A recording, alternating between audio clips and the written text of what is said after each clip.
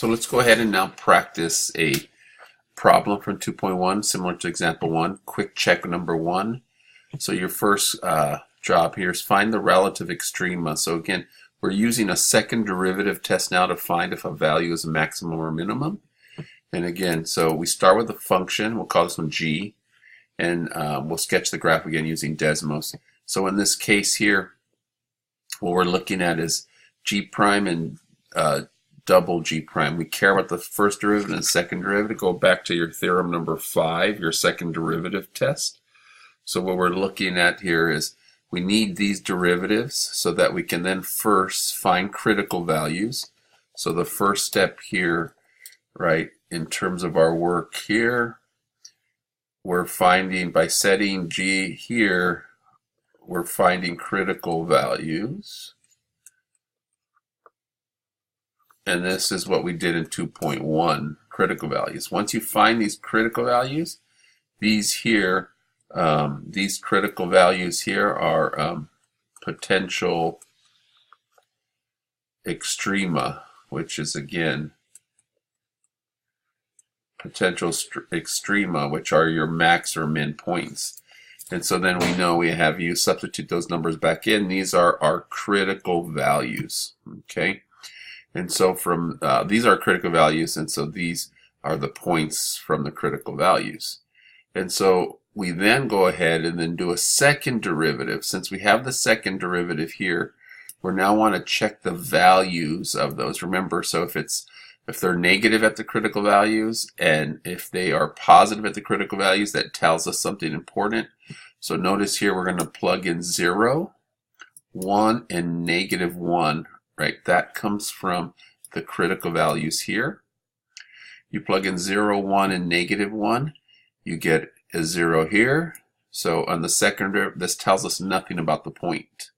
So then we have to use the first derivative test, which will show us there's no extrema there, which we can review. That's from 2.1.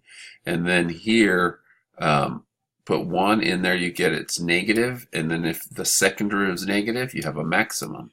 If the second derivative is positive, which we have here, when you calculate this, this is greater than 0, you end up with a minimum. So if you want to do those calculations, you can confirm this is greater than 0, this is less than 0.